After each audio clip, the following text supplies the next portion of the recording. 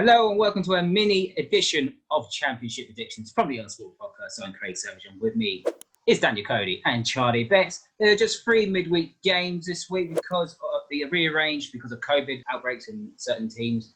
And we start off with the Tuesday night game of Luton Town versus Queen's Park Rangers. Codes, Luton Town, we just watched their game against Reading in the FA Cup. A totally different side that they would normally play.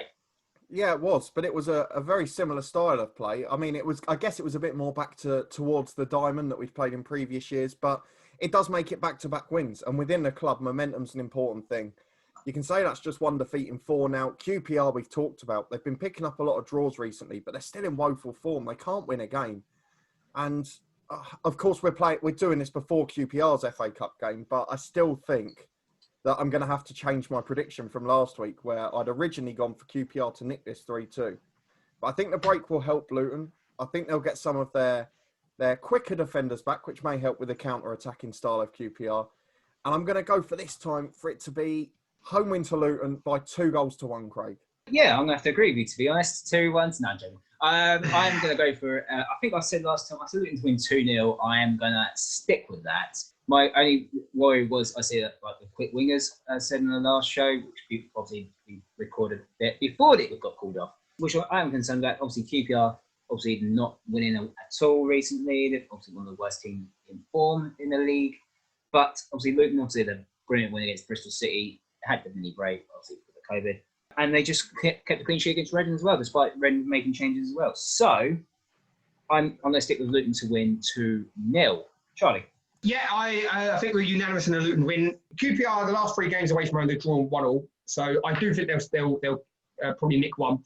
But Luton, at the last 3 games at home, taken out the FA Cup, obviously. I think they scored 3 goals, and then 2 goals. So you'd like to fancy them actually. They do open up a bit at home, which certainly didn't do at the beginning of the season. But I'm going to go for a 3-1 win for Luton Town. I just think QPR are not in great form, and actually Luton's home form is that good. And they are scoring at home now, which they probably weren't earlier on in the season. Maybe the lack of James Collins at one point sort of contributed to that. But 3-1 Luton Town for me.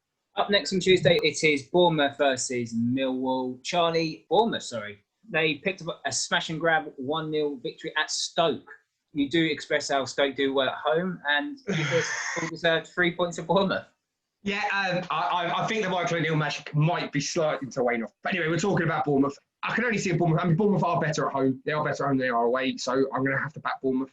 I originally, when this was meant to be played however many days ago, went for a 1-0 Bournemouth win. I don't know. I mean, Millwall did pick up a result today in the FA Cup, albeit against Boreham Wood. That must give you a bit of momentum, whether it's playing against a lower position or not.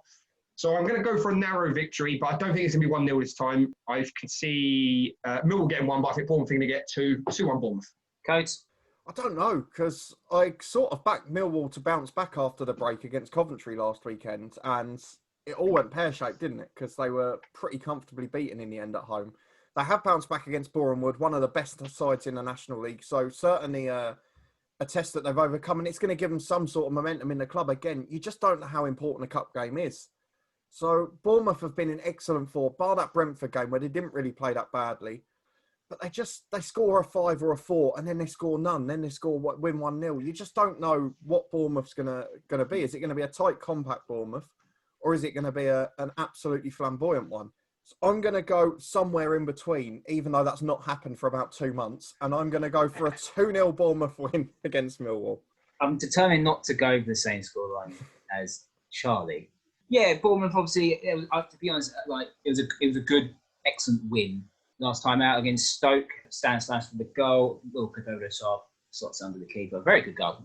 Millwall, on the other hand, Coventry fully deserved it. But as you just said, obviously, Millwall beat Boreham Wood in the Cup. Great deal of confidence. Hopefully, if they haven't made the changes, as they probably would have, like most teams tend to do, in the Cup. But Bournemouth will be far too strong for Millwall at Vitality. So I'm going to go for 3-1 to Millwall. Sorry, to Bournemouth. Sorry, 3-1 to Millwall. Sorry, no. 3-1 Bournemouth is my prediction. And the final game on Wednesday, it is Brentford versus Bristol City.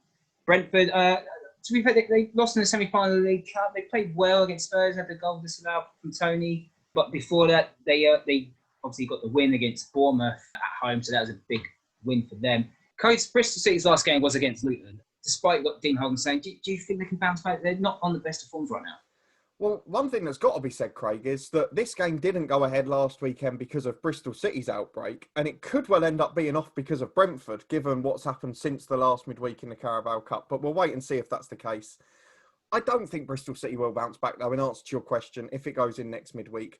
Of the last 5 games, they snuck a fairly fortunate one against Wickham and struggled in the other 4, losing all of them. Brentford, bar that Carabao Cup tie, unbeaten in 5 games in all competitions before. And they've been winning and scoring goals. And they're starting to rely not just on Ivan Toney for the goals, which is making a difference as well. And that's naturally sort of contributed to their more consistent form. So I'm going to go for them to win again. Both sides are never really in massive defeats or massive victories. So I'm going to go for 2-1 again at home, Brentford. Charlie? Yeah, I sort of echo what Dan's saying. I think it'll be a bit larger than that. And the reason I say that is obviously Bristol City were in woeful form before this. And last time there was a break, they come back even worse at the beginning of the season. So I'm banking on that again. Oh, do I go 4? I think Brentford really opened the floodgates. If it's on, 4-1 Brentford. I think they're going to start to pull away now. I think this is where they start to really hammer down teams like Bristol City, who are just all over the place. Well, let's make it 9 home predictions in a row for all 3 of us. In this mini edition. I think Brentford will be too strong for Bristol City, to be honest. It's which Bristol City turn out. Obviously, if their players are back fit, depending on who have recovered from COVID. Which Brentford players have got COVID as well. I don't want to go 2-1 because 2-1 sounds about right. I'm going to go for 2-0 Brentford.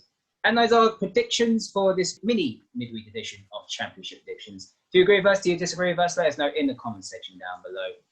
Give this video a like, subscribe to the On Football Podcast, and you can follow us on Twitter @OnThisBookForFree. We'll see you next time.